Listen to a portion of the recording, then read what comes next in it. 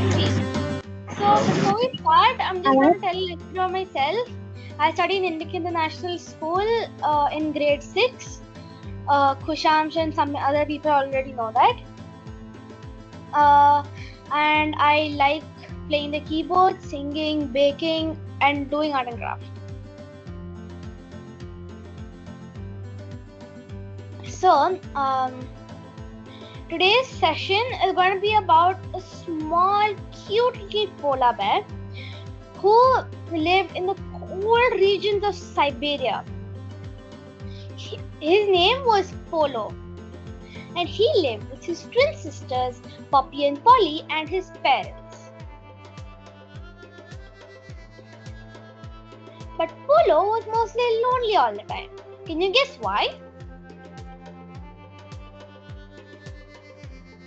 Anybody? No one to play. No one to play. Yup. His sisters were mostly on the girl gang HQ, which was like their headquarters, which would wobble like a boat.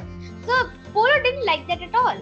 And his mom was mostly sitting inside the cave, which he found very boring. And his dad hung around a lot with his friends. So, can you guess how Polo used to spend his time?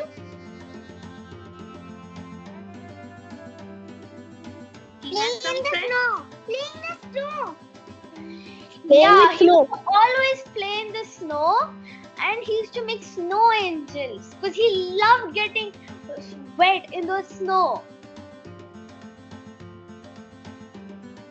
And one day, the twins came home very sad and very early.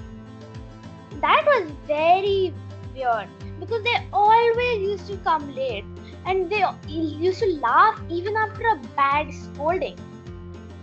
Do any of you do that? No. Even I don't. But their mother walked up to them and said, "Girls, you are home early. What happened?" In such a stern voice that Polo got scared. Ooh. And then they started crying. Our HQ melted and nobody's sharing this. They both were very sad. And Polo whispered, "I didn't know ice cream melt. How is it even possible?" It's a mystery. Do you think it's a mystery? No. Yes. For Polo, it was. And their mothers, being mothers and having solutions for every single thing in the world, the Polo's mom said, "Don't worry, we will figure something out." And the twins went and sulked in the corner, just like all teenage girls do, including me. Later on, Polo asked his mother, "Mama, why did that HQ melt? How was it even possible?" So, Polo's mother didn't actually have an answer for it. And she said, how do I explain this to you? Okay, ice is made out of water. So when the sun becomes too hot, the ice turns into water. That is called melting. And you know, this is so much more hotter than what it was when I was small. I prefer it when I was small. Polo was new to the world melting, and he just used it once because his sisters used it. And he said, I wonder why it's melting now.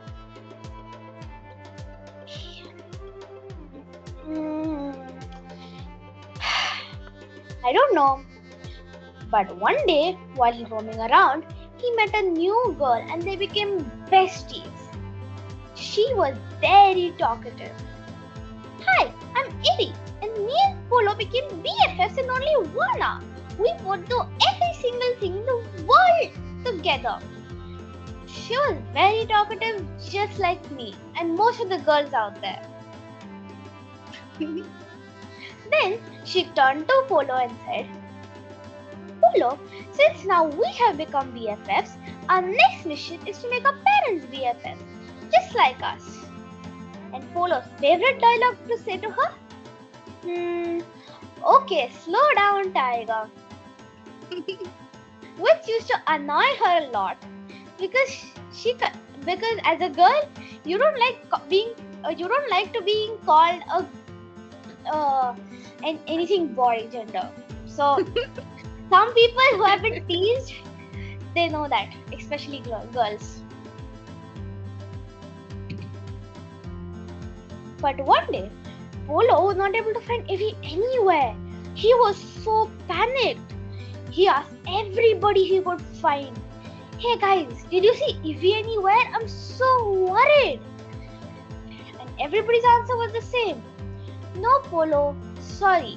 Then later on, his cousin Popo came and told him, hey Polo, I may know where Evie is. A flood of relief hit Polo. You do? Please, find my bestie.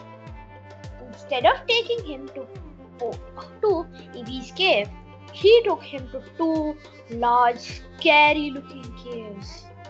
And Polo, he was like, but he just followed. Once he reached there, Popo said, these are the caves of the ancient.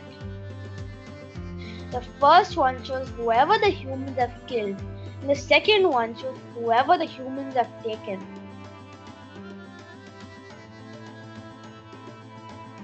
And then Polo said he was shocked because he didn't know. He said, humans, I didn't know they were so cruel. Polo entered the first cave. The first care about animals. Yeah. Yes. As Polo entered the first cave, he was amazed. The ice in there was so magical. And there were snowflakes coming down like literal snow. And it was mesmerizing. He exclaimed, oh my God, this is so beautiful. But Popo said, this is called the Cave of the Ancient Dead, the polar bears killed by humans. Polo's amazement turned into shock. Suddenly,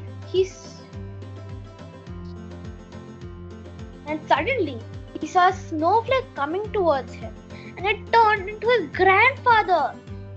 He was like, Pops, oh my God, you were killed by the humans? What? How is that even possible?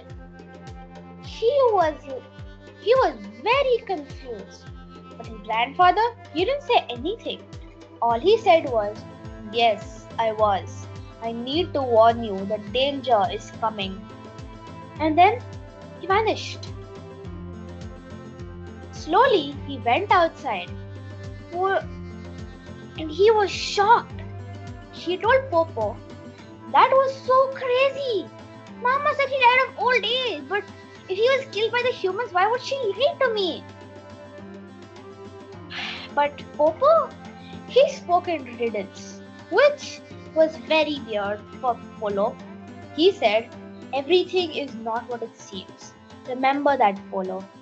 And he just fell silent. Polo thought that was a very weird thing to say, but he just let it go because that's how Popo generally used to behave. Polo was very curious and he was pulled to the next cave because of his curiosity. The second cave was just like the first one, mesmerizing and beautiful. Popo explained, this is called the caves of the captured, the polar bears captured by the humans. Polo, mesmerized by the beauty, but feeling very upset because of what he was going to show, said, this is just so amazing and crazy and upsetting at the same time. I don't know what to think. I think a big snowflake appeared out of nowhere. All the snowflakes were small, but this one was big. And then he turned up Evie. He was so happy, but then that happiness faded away suddenly into sadness. He said, Evie, but does that mean you've been captured by the humans? You've changed so much. He was very upset. And then she replied, don't come looking for me. They'll kill you too. Promise me. With a heavy heart, he said, fine, I promise you. But I'll come every single day to visit you, because he didn't have any other friends and he really liked playing with her. Just like I like to play with my friends and everybody else does. Again outside, Polo was upset, angry, confused and heartbroken at the same time. He just told Popo, I will miss Evie being around. I loved playing with her so much. And Popo, trying to comfort his little cousin, said, I know, Polo. You two were like two peas in a pod. It's okay to be sad. And once he went home, he told his mother everything that happened. Mother had again a perfect solution again and said, okay, now to get out of this stress, you need to go into dreamland for some time. And he knew he needed some. Again the next day, Polo went back to the cave to spend some time with Evie. But something was different. Something in the atmosphere. And when he came out again, he saw a third cave. There wasn't a third cave before, but now there was. And then he said, oh, what is that cave? Popo didn't show me that. Polo first didn't want to go in, but then his curiosity pulled him in. And once he was inside, he expected the same shower of snowflakes, but there wasn't a shower. There was just a weird feeling in the atmosphere. Then he noticed it. A big, bright, glowing snowflake just sitting in the middle. And he felt hypnotized by it at the same moment. Hypnotized is basically like you feel very drawn to it or something, and you just want to do something to, like, it's like being possessed, but it's like being possessed in a good way though. And he murmured, I feel so drawn to it, as if it's calling me to come. But he was scared, and he went and slowly touched it. Polo had felt as if he traveled 1,000,000 miles and in a 1 millisecond, and was so confused why everything was a little transparent. He thought it was just the magic of the snowflake. He just murmured, what happened? Everything just seems so transparent. But just sat there and tried to get rid of the feeling. But it wasn't going. Everything was still transparent. And then he went out and then realized that this was not home. He had actually been teleported. And he was scared. He was scared because because he had never been away from home. Polo started walking around. Suddenly he saw his grandfather. But wasn't his grandfather dead? He said, "Oh my God, Pops, you're dead, right? What are you doing here? Have you been reborn, or am I dead, or something like that?" And his grandfather, having not listened to his grandson's voice, said, "Okay, slow down, kid. You're not dead. You've been transported to the realm of the dead." Oh, so he had teleported to the realm of the dead and not anywhere else like Goa and Dubai. Sad life. He could have gone to the beach.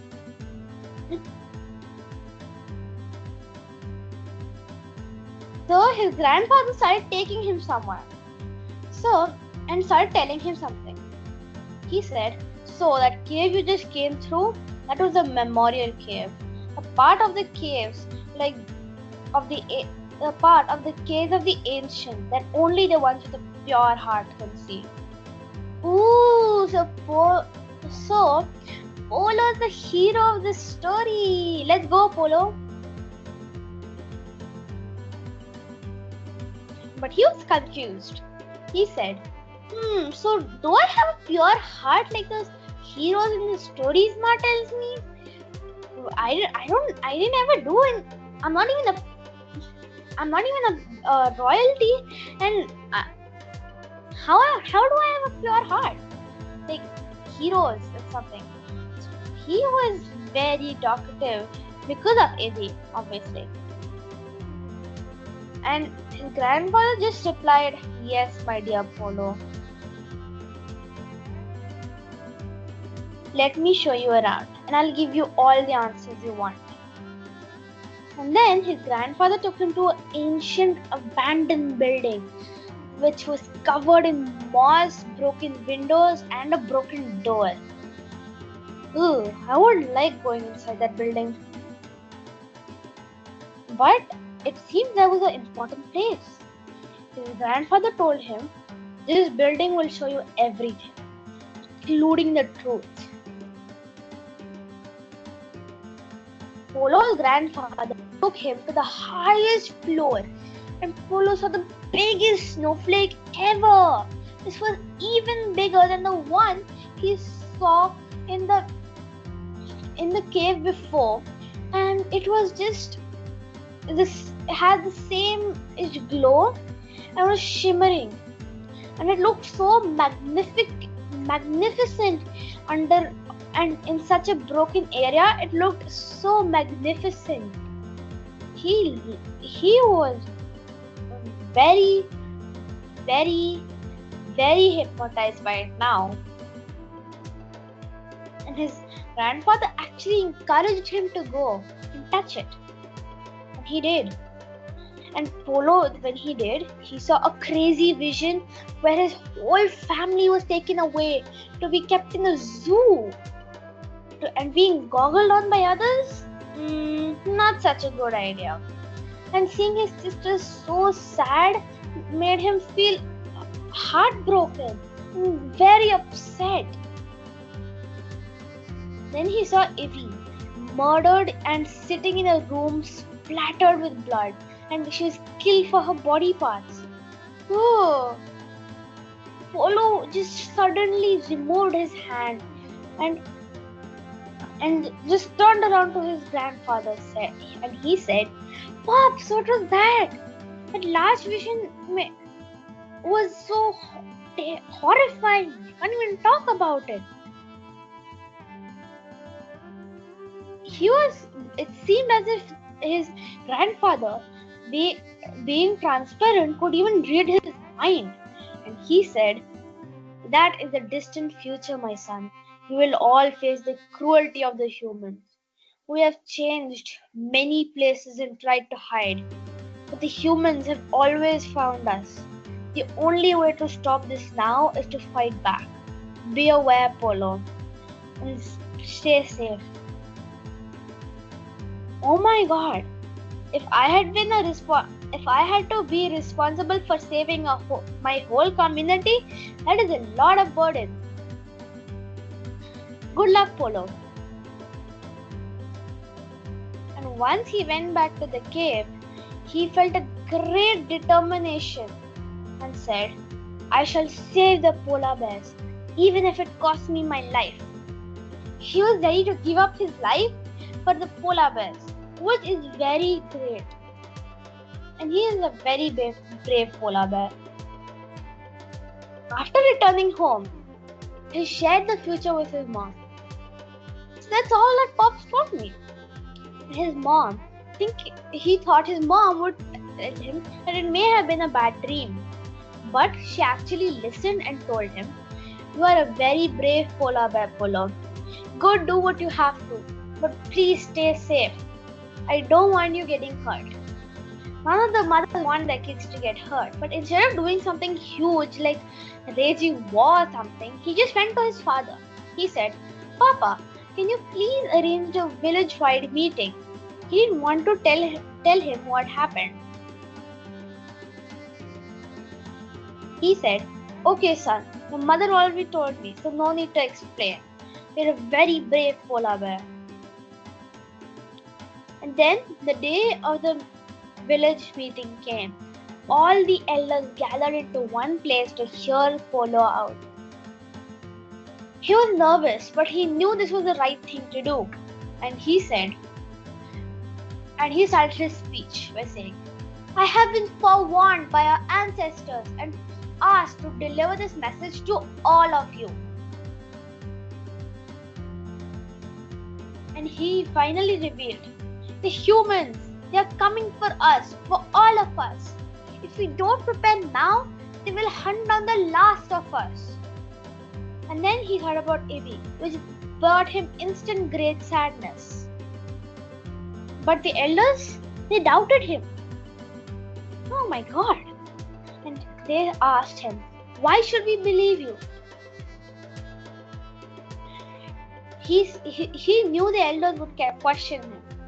And he said, would you rather wait till they arrive to our homes with knives and cages, to put us in zoos to be goggled at, or to be killed for our body parts? I may be a child, but I care for my family and my friends, which includes all of you. So tell me, why would I lie? And the elders said, we shouldn't wait. Another elder said, a long time ago, our ancestor did warn us of a catastrophe and saved us. But one of the elders objected and said, it was just a tale for kids. Why should we believe him? He may have heard the tale.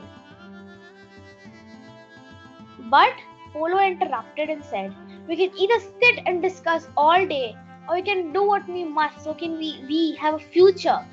And we can discuss when we're done with humans harassing us. We must prepare for war with humans so that you and I don't end up becoming their food or their clothes. He ended his speech by saying, I'm going to defend my family and my friends. Who is with me? And to his shock, everybody said yes. Soon after, the first human family arrived to their homeland. And somehow, Polo met the boy whose name was Arlo by the river. Polo was aggressive, but Arlo, he was polite. And he said, hi, I'm Arlo, and I'm here to live with my family to live here. And soon, after knowing what he had heard about humans, wanted to stay away. But soon after, he let his guard down and introduced himself. Hi, I'm Polo, and me and my family live here. And soon they became good friends. Polo taught Arlo how to survive in the cold, and they played every day. But one day, Polo lets spill that the polar bear community is in danger. Some humans are hunting us for food and clothes. Arlo was heartbroken hearing this. He said, why didn't you tell me earlier? I want to help. And he really did. Which is very brave of a human. And the next day, Polo was so happy when Arlo told him a good news which he came running to tell him. He said, "Hey Arlo, my family is going back home. I can inform the human world about your troubles." Polo was shocked that Arlo was actually going to do that for him. To confirm, he said, "Really? You will do that for us?" He was glad that humans were stepping up. And Arlo replied, "Of course, Polo, you helped me survive here and gave me company and trusted me when nobody else did. And I will forever be indebted to you." That was very brave of Arlo and very kind. And soon after, Polo had to say goodbye to Arlo. "Bye-bye, Polo. I will never ever forget you." "Bye-bye, Arlo. Even I will never forget you," replied Polo. He was going to miss his best friend. Once he was back in the city, he did work on his way to tell the whole world, "We should stop the poaching of polar bears. It's so hard to figure it out." But his opportunity did come one day at school. And he made a whole speech about the poor polar bears getting murdered and captured because of us. The bears are suffering because of us. We must help them or they will go extinct soon. If we don't take action now, there will be no more cute polar bears in the future. And they took a video and posted it on social media. He was so happy and he just exclaimed that, "Oh my God, my video went viral. I am so happy." And he was really happy. And he just wanted Polo to let Polo to know that he had done his work. Arlo's video sparked realization in people. Humans passed on international means all the global international law banning hunting and poaching of polar bears. Poaching is basically the same word of hunting. They also made efforts for their conservation. And finally, the polar bears got to live in peace. And everybody in the world got to know about it through news and social media. And soon, even Polo got to know. One of his dad's friends said, "Hey Polo, your friend Arlo fulfilled his promise and made the whole world aware about us. We were really wrong about judging him." But Polo, all he was thinking about was thanking Arlo next time he met him. And soon after, both the polar bears and the humans lived in peace and harmony.